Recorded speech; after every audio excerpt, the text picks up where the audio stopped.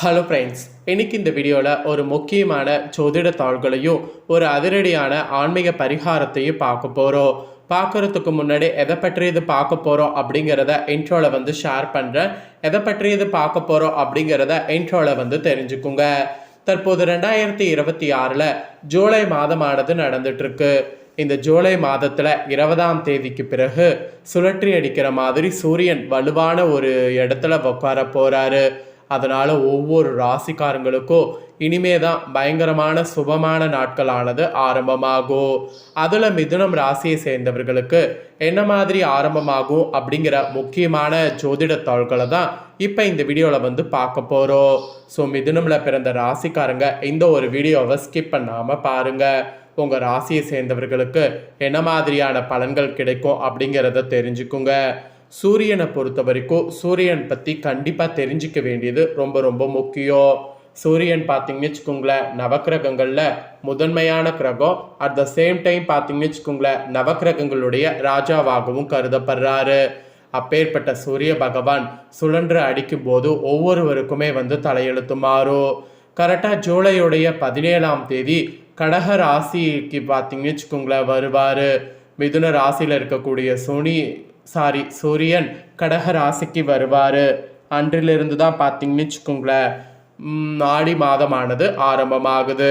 So ஆடி மாதத்துடைய ஸ்பெஷலாக தான் பலன்களை உங்களுக்கு பார்க்க போகிறோம். மிதுனம் ராசிக்காரங்க உங்கள் ராசிக்கு என்ன பலன் கிடைக்கும் அப்படிங்கிறத தெரிஞ்சு அதற்கேற்ப நடந்து பலன் பெறுங்க. அதுக்கெல்லாம் முன்னாடி சூரியனை பற்றி ஒரு சில முக்கியமான தாள்களை இந்த வீடியோவில் சொல்கிறேன்.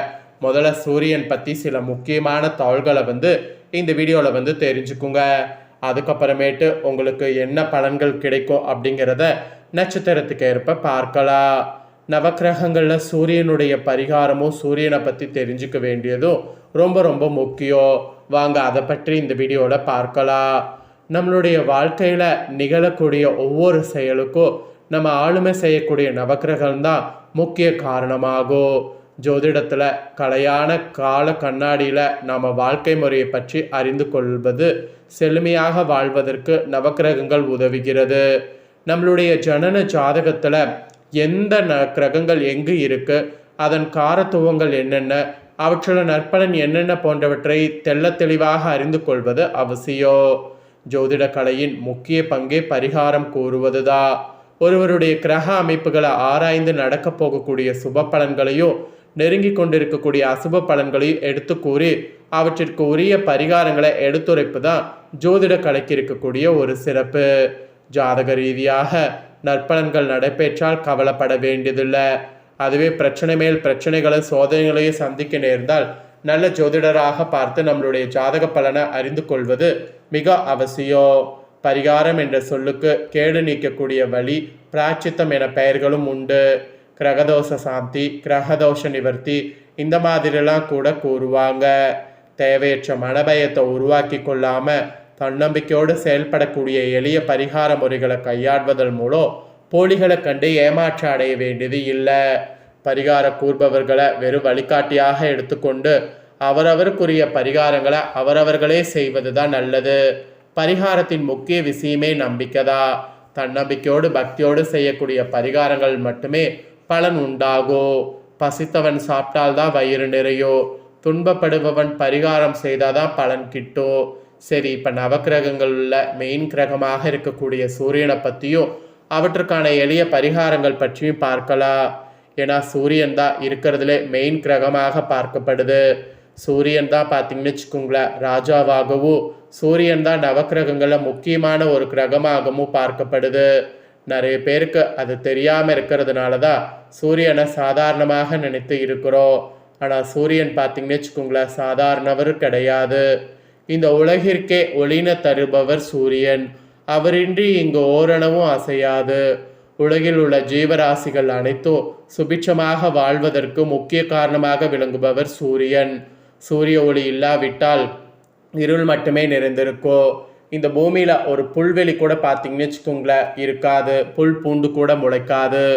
கதிரவன், ரவி, ஆதவன், உதயன் என பல பெயர்களோடு அழைக்கப்படக்கூடிய சூரியன் ஒளியை கொண்டு தான் இரவது பகலது என நம்மளால் பிரிந்துணர்வும் முடிகிறது. எத்தனையோ கிரகங்களை பற்றி ஆராய்ச்சி செய்யக்கூடிய விஞ்ஞானத்தை தன் பக்கம் நெருங்கவே விடாத அளவிற்கு நெருப்புக்கோளாக காட்சி தருபவர் சூரியன். சூரியன் அருகில் யாராலும் செல்ல முடியாது. அதை தவிர அவரால் உண்டாகக்கூடிய நன்மைகளை பற்றி உணர முடியும். நவக்கிரகங்களில் அரசனாக விளங்குபவர் சூரியன். ஜோதிட ரீதியாக சூரியனை பற்றி ஆராயும் போது அவர் ஒரு ஆண் கிரகமாக கருதப்படுகிறார். சூரியனுடைய சொந்த வீடு சிம்மமாகோ, உச்ச வீடு மேசோ, நீச வீடு துலாம், விருச்சகம், தனுசு, மீனம், கடகம், சம வீடுகள் ரிஷபம், மகரம், கும்பம். இந்த மாதிரிலாம் சூரியனுடைய வீடு கருதப்படுகிறது. சூரிய தசை 6 வருடங்களாக நடைபெறும். சூரிய பகவான் ஒரு ராசி கட்டத்தில் ஒரு மாதம் விகிதம் 12 ராசிகளில் ஒரு வருட காலம் சஞ்சாரம் செய்வார். சூரியன் பார்த்திங்கன்னு வச்சுக்கோங்களேன், சஞ்சாரம் சித்திரை மாதம் மேசத்தில் தொடங்கி பங்குனி மாதம் மீனத்தில் முடிவடையும். இப்போ சூரியன் சுழண்டுக்கிட்டு கடகராசியில் வந்திருக்கிறாரு. சூரியன் பரணி நட்சத்திரம் 3ஆம் பாதம் முதல் ரோகிணி நட்சத்திரம் 2ஆம் பாதம் கூடிய சஞ்சரிக்கக்கூடிய காலத்தை கத்திரிக்காலம் என்று அழைக்கப்படும். இக்காலங்களில் சூரியனுடைய உஷ்ண பூமியில் அதிகமாக இருக்கும். இக்காலங்களில் அதனால் புது வீடு கட்டுறது, புது வீடு குடி போகிறது போன்ற சுபகாரியங்கள் செய்வதை தவிர்ப்பது நல்லது. அதோடு சூரிய பகவான் மகர ராசியில் தை மாதம் தொடங்கி மிதுன ராசியில் ஆணி மாதம் வரை சஞ்சரிக்கக்கூடிய காலம் உத்தராயண புண்ணிய காலம் என்று அழைக்கப்படும். கடகராசியில் ஆடி மாதம் தொடங்கி தனுசு ராசியில் மார்கழி மாதம் வரை சூரியன் சஞ்சரிக்கக்கூடிய காலம் தாட்சாணிய புண்ணிய காலம் எனப்படும். இப்போ தாட்சாணிய புண்ணிய காலம் ஆரம்பமாக போகுது. நட்சத்திரங்களில் கிருத்திகை, உத்திராட ஆகியவை சூரியனின் நட்சத்திரங்களாகும். சூரியனும் சந்திரனும் இணைந்திருக்கக்கூடிய நாளை அமாவாசை என்று அழைக்கப்படும். சூரியனும் சந்திரனும் ஒன்றுக்கொண்டு நேரெதிராக வரக்கூடிய நாளை பௌர்ணமி என்று அழைக்கப்படும். அதே போல் சூரியனுடைய கார தத்துவங்கள் நிறைய இருக்குது.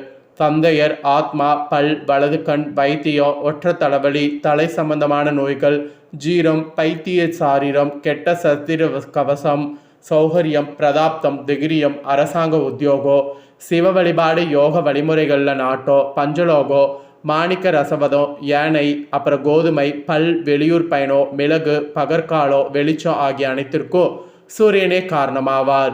சூரியனால் உஷ்ண சம்பந்தப்பட்ட நோய்கள், காய்ச்சல், வயிறு கோளாறு, மூளோ, இருதய நோய், தோல்வியாதி, நெருப்பால் கண்டோ, எதிர்கள் விசித்தில கண்டோ, கண் நோய், மரம் மற்றும் திருடர்களால் கண்டோ இதெல்லாம் உண்டாகும். ஸோ சூரியனால் பார்த்திங்கன்னு வச்சுக்கோங்களேன், இவ்வளோ ஒரு இது இருக்குது. இப்பேற்பட்ட சூரியன் பார்த்திங்கன்னு வச்சுக்கோங்களேன், சுழற்றி அடிக்கிற மாதிரி உக்காடுறாரு. அதனால் பார்த்திங்கன்னு வச்சுக்கோங்களேன், உங்கள் மிதுன ராசிக்காரங்களுக்கு என்ன பலன் கிடைக்கும் அப்படிங்கிறது குறிப்பிடப்படுது.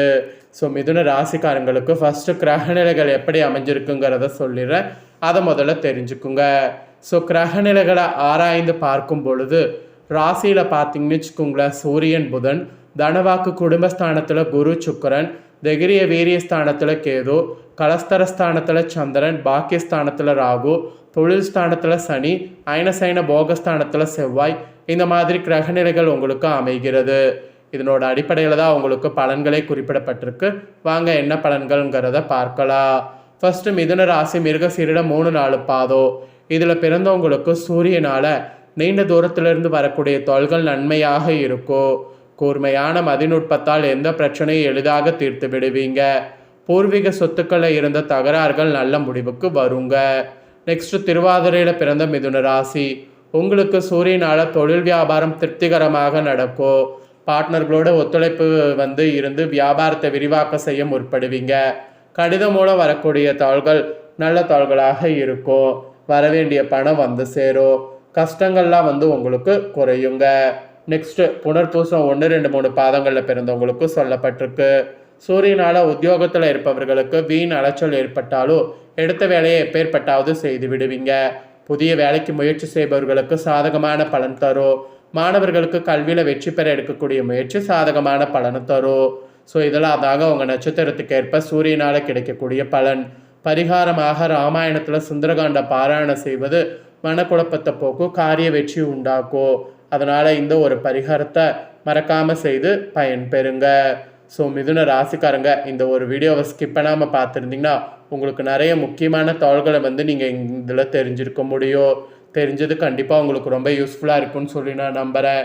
இது உங்கள் ஃப்ரெண்ட்ஸ் ஃபேமிலிக்கும் லைக் பண்ணி ஷேர் பண்ணுங்கள். அவங்களும் பார்த்து பயன்பெறட்டும். இதே போல் புதிய தகவல்களை தெரிந்து கொள்ள மறக்காமல் நம்ம சேனலை சப்ஸ்கிரைப் பண்ணுங்கள். கூட பெல் பண்ண ப்ரெஸ் பண்ணுங்கள். நெக்ஸ்ட்டு அப்போ தான் நான் போகிற மற்ற அப்டேட்டான எல்லா வீடியோஸும் உடனுக்குடனே தெரிந்துக்க முடியும். ஸோ மறக்காமல் பண்ணுங்கள். நெக்ஸ்ட்டு சுவாரஸ்யமாக வேறொரு வீடியோவில் உங்களை சந்திக்கிறேன்.